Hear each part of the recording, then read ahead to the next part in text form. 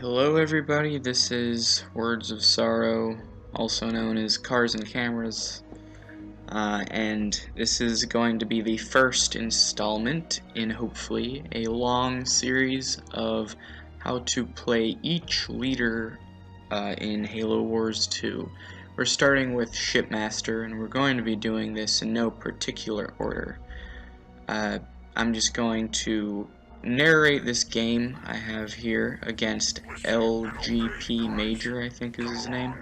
He's primarily a teams player, I think, but I think he did a pretty alright job here, and I'm going to be telling you my thought process, initially the strategy I have in mind here. So I open up with a ghost because this is Badlands, and since it's a pretty big map, you want to get a fast moving unit out so you can go grab power.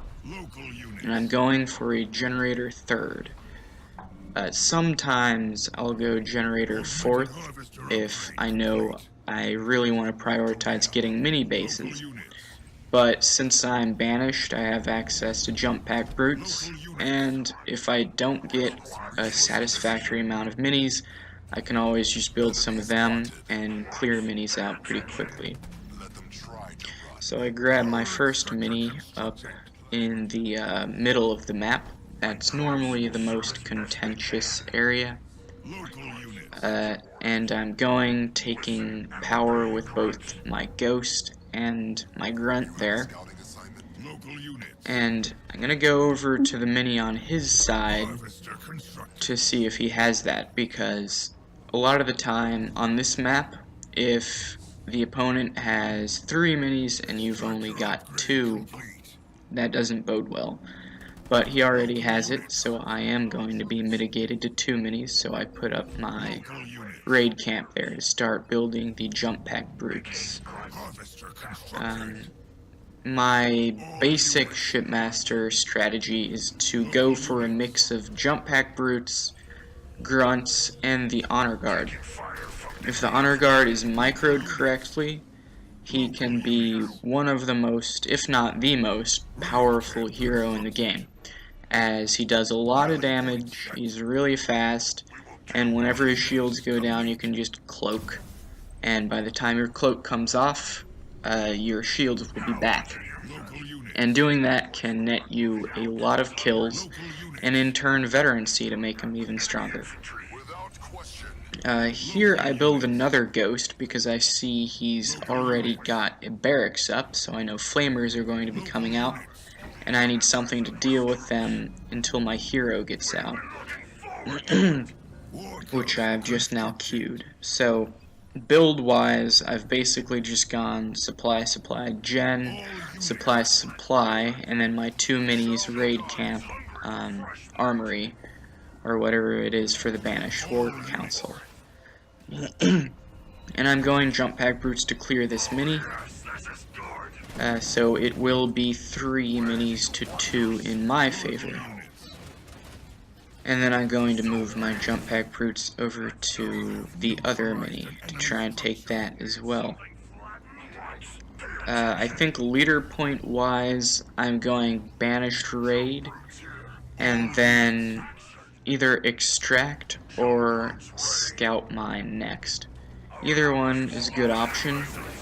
If you think you're going to be facing a lot of pressure, you might want to go extraction first, because not many people know, but if your base is under attack and you use extract, the heal that's put in front of your base will actually heal your base as well. I think the 2 pads on the side and the main, so that's really good for fending off really aggressive players. But otherwise I would advise going scout mine, because once you have those jump brutes out, all you need is 1. You can just use his Y ability in the middle of like a clump of infantry, then you put down the scout mine, and the moment they unstun, they just all explode. Now I do think that in the coming patch that's not going to be possible anymore, because they're removing the ability to place mines directly on top of units. But either way, I think even after that it will be a good choice, just because early game they won't have any detect, and that scout mine is still very powerful. Here you can see me do that combo there.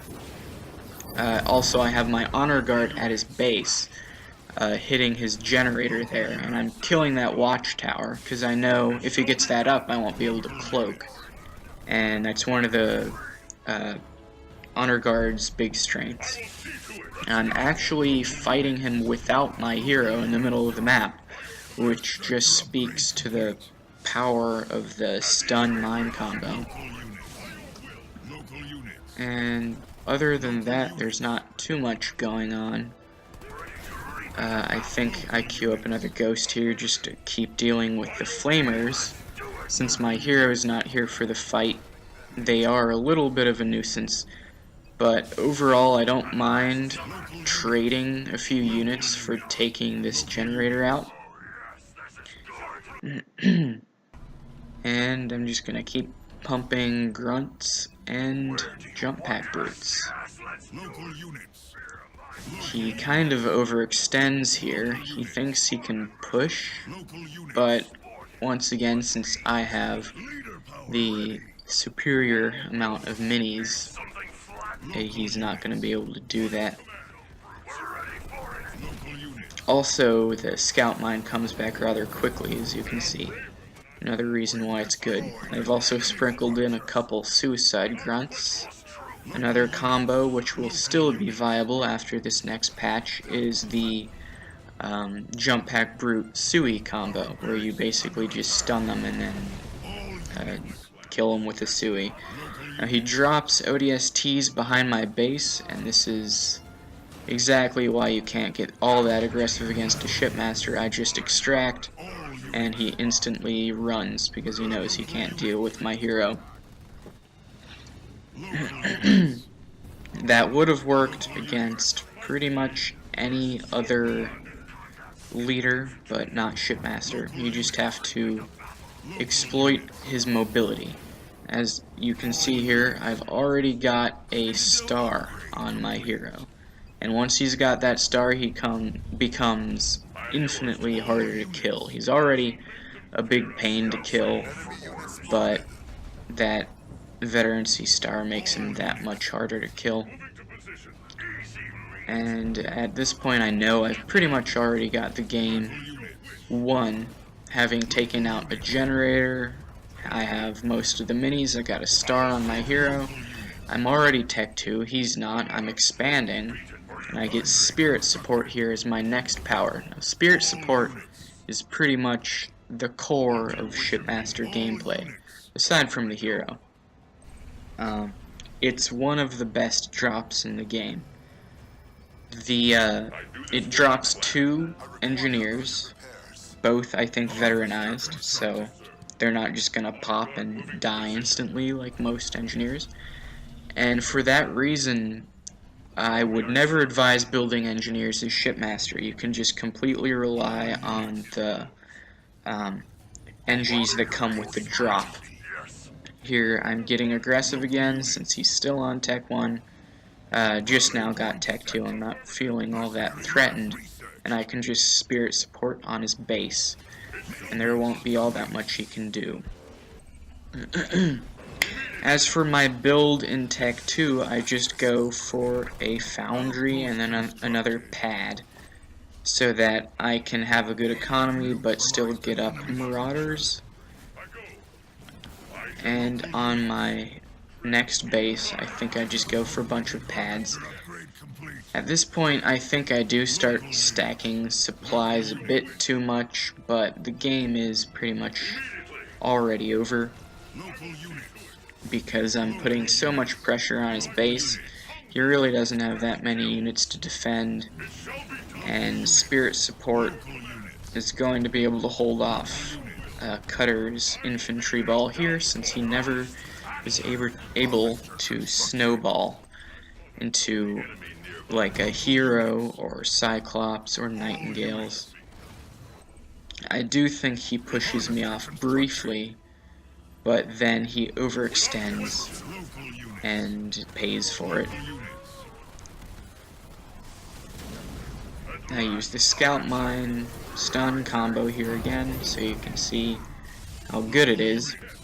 Now, the game doesn't make it to that point, but in the late game, once you have displacement, you can upgrade the Scout Mine, get Scout Mine 2, and you can displace a big chunk of units into like a corner, and then drop the mine on them and stun them all at the same time, and it will wipe them.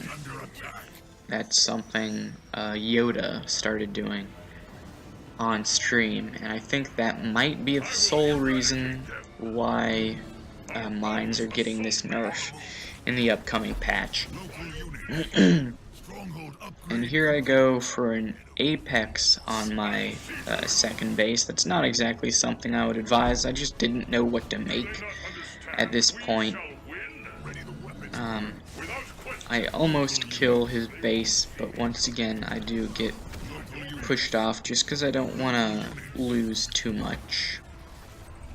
Still though, the game's already over. I have displacement. I don't believe I use it this game.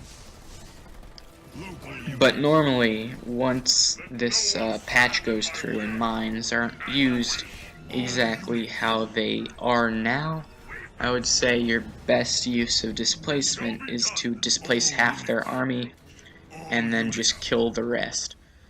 A divide and conquer sort of thing. And as you can see, I am microing my hero away. He is much faster than any of my other units, so there's no point in grouping him together with the others, because they will just slow him down. And my composition is kind of stupid. I'm going Marauder, Banshee, Ranger, I think, and that's not exactly something I would advise, but the game's, as I said, already over. I think I already have my second star on my hero, going for Tech 3. I'm looking at the screen, and it's very small right now. I can't actually tell if I do have that second star yet, but I do know I get it eventually. And I'm just gonna push on his Expo, and there's nothing he can do to me. I'm sitting on 3 bases. He's sitting on 2. Meanwhile, I still have that drop in my back pocket. And the game's pretty much over. So, tips to playing Shippy: get your hero out, use the jump pack brutes and the mine as best you can.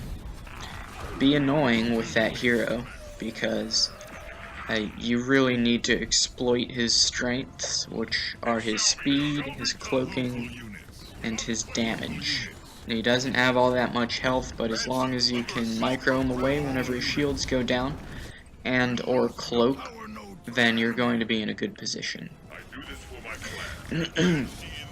After a while, you can start stacking the spirit support, and you just get this army of utterly unkillable units with that 3-star ranger and 2-star hunter.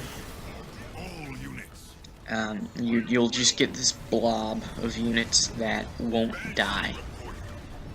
And at this point, he has given up. I wouldn't say that this is actually a bad matchup for Cutter, but I think I just played this well with keeping his minis down, keeping control of the nodes, and good hero micro. That's really what Shipmaster comes down to. So I hope this helped, and I can't really say who's going to be next, just whoever I get a good game with. I guess I'll see you then.